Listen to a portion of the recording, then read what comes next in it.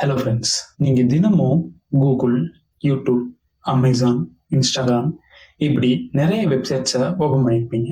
ஆனால் ஒரு விஷயம் கவனிச்சிருக்கீங்களா? சில வெப்சைட் அட்ரஸில் ஹெச்டிபி அப்படின்னு இருக்கும். ஒரு சில வெப்சைட் அட்ரஸில் HTTPS அப்படின்னு இருக்கும். அந்த எக்ஸ்ட்ரா எஸ்ஸுக்கு என்ன அர்த்தம்? அது வெறும் ஒரு லெட்டர் தானா, இல்லை அதுக்கு வேற ஏதாவது அர்த்தம் இருக்கா? இந்த வீடியோவில் HTTPனா என்ன, HTTPSனா என்ன அப்படின்றத ரொம்ப டீட்டெயில்டா பார்க்க போறோம். வாங்க பார்க்கலாம்.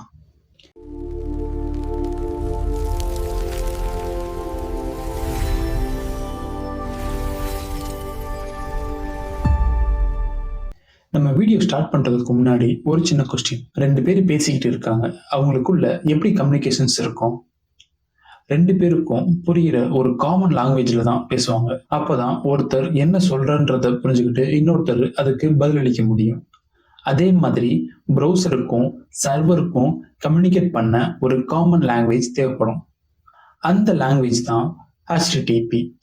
HTTP அப்படின்னா ஹைப்பர் டெக்ஸ்ட் டிரான்ஸ்ஃபர் புரோட்டோகால். இதுல ஹைப்பர் டெக்ஸ்ட்னா முதல்ல என்னன்னு பார்க்கலாம். அதாவது ஹைப்பர் டெக்ஸ்ட்னா லிங்க் இருக்கிற டெக்ஸ்ட். அதாவது அந்த லிங்கை கிளிக் பண்ணா இன்னொரு வெப்பேஜ் ஓப்பன் ஆகும். உதாரணத்துக்கு கூகுளில் ஒரு ரிசல்ட்டை கிளிக் பண்றீங்க, அது இன்னொரு வெப்பேஜுக்கு கொண்டு போகும். இதுதான் ஹைப்பர் டெக்ஸ்ட். அடுத்தது டிரான்ஸ்ஃபர். டிரான்ஸ்ஃபர்னா ஒரு இடத்துல இருந்து இன்னொரு இடத்துக்கு டேட்டாவை அனுப்புறது. உதாரணத்துக்கு நீங்க வாட்ஸ்அப்ல ஒரு போட்டோ சென்ட் பண்றீங்க, அந்த போட்டோ உங்க போன்ல இருந்து உங்க ஃப்ரெண்டோட போனுக்கு போறது. இதுதான் டிரான்ஸ்ஃபர்.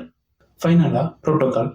புரோட்டோகால்னா 2 டிவைஸ் எப்படி கம்யூனிகேட் பண்றதுக்கு ஒரு செட் ஆஃப் ரூல்ஸ். உதாரணத்துக்கு ரோட்ல டிராஃபிக் ரூல்ஸ் எப்படி வெஹிக்கிள்க்கு ரூல்ஸ் சொல்லுதோ, அதே மாதிரி ப்ரௌசருக்கும் சர்வருக்கும் எப்படி கம்யூனிகேட் பண்ணணும் அப்படின்ற ஒரு செட் ஆஃப் ரூலை சொல்றது தான்.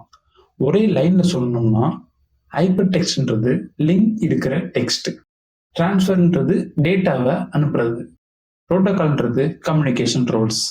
அதாவது ப்ரௌசர் ஏதாவது ஒரு ரிக்வெஸ்ட் அனுப்புனா HTTP அந்த ரிக்வெஸ்ட்டை சர்வருக்கு கொண்டு போகும். சர்வர் அந்த ரிக்வெஸ்ட்ல என்ன கேட்டிருக்காங்கன்றத பார்த்து அதுக்கான ரெஸ்பான்ஸை HTTP மூலமா ப்ரௌசருக்கு அனுப்பும். ப்ரௌசர் அந்த ரெஸ்பான்ஸை ரெண்டர் பண்ணி நமக்கு வெப் பேஜா காட்டுது. இது ஒரு சிம்பிள் எக்ஸாம்பிள் புரிஞ்சுக்கலாம். ஒருத்தர் ஒரு ரெஸ்டாரண்ட்டுக்கு போறாரு.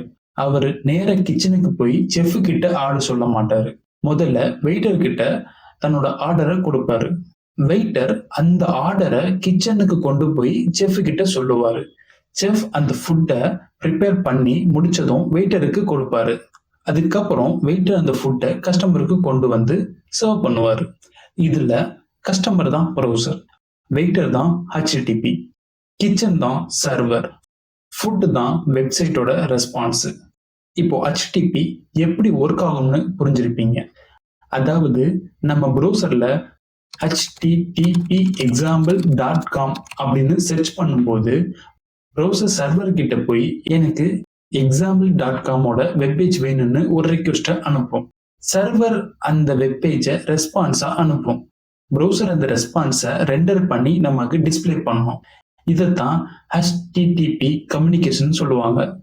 ஆனா HTTPல ஒரு பெரிய ப்ராப்ளம் இருக்கு. HTTP டேட்டாவை பிளெயின் டெக்ஸ்டா தான் அனுப்பும். நீங்க ஏர்போர்ட், காஃபி ஷாப் அல்லது பப்ளிக் ஒய்ஃபை யூஸ் பண்ணி ஒரு வெப்சைட்ல யூசர் நேம் பாஸ்வேர்டு போட்டு லாகின் பண்றீங்கன்னா அந்த டேட்டா பிளெயின் டெக்ஸ்டா தான் போகும். அதே நெட்வொர்க்ல இருக்கிற ஒருவர் அந்த டேட்டாவை கேப்சர் பண்ண முடியும். அதனால யூசர் நேம் பாஸ்வேர்டு போன்ற முக்கியமான தகவல்களை பார்க்க முடியும். அதனாலதான் பப்ளிக் நெட்வொர்க்ல HTTP வெப்சைட்டை யூஸ் பண்றது பாதுகாப்பானது இல்லை. இதை ஹேக்கர்ஸ் பயன்படுத்தி அக்கௌண்ட்டை ஹேக் செய்யக்கூட முயற்சி பண்ணுவாங்க. அதனாலதான் HTTPS வந்துச்சு. HTTPSனா hyper text transfer protocol secure. இதுல HTTPன்றது இது வரைக்கும் நம்ம பார்த்ததுதான். ஆனா அந்த எக்ஸ்ட்ரா எஸ்ன்றதுக்கான அர்த்தம் செக்யூர். அதாவது HTTP மாதிரி பிளெயின் டெக்ஸ்டா அனுப்பாம டேட்டாவை என்கிரிப்ட் பண்ணி சென்ட் பண்றது. அப்படின்னா என்கிரிப்ஷன்னா என்ன? ரொம்ப சிம்பிளா சொல்லணும்னா படிக்கக்கூடிய ஒரு டேட்டாவை புரியாத மாதிரி மாத்துறது. உதாரணத்துக்கு நீங்க ஒரு பாஸ்வேர்டை அனுப்புறீங்கன்னு நினைச்சுக்கோங்க.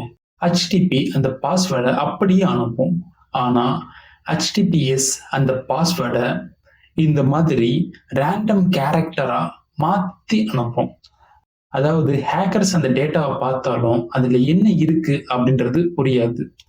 இத இன்னும் சிம்பிளா புரிஞ்சுக்கலாம். நீங்க ஒருத்தருக்கு ஒரு கிஃப்ட் கொடுக்குறீங்க.